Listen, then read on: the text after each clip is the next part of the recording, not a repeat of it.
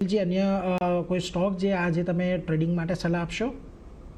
સો આજે મારા અહીંથી એક પિક રહેશે આઈઓસી. આમાં આપણે જોઈએ કાલના સેશનમાં એક 161 162 એક ઇમ્પોર્ટન્ટ રેઝિસ્ટન્સ ઝોન હતું, એના ઉપર ડિસેસિવિટી ક્લોઝિંગ જોવા મળી છે. અને હમણાં તમે જો 163.5 સ્પોટમાં એક અપસાઇડથી ફોલિંગ ટ્રેન્ડ લાઈન આવે છે, એનું બ્રેકઆઉટ અહીંયા જ છે 163.5 163.75.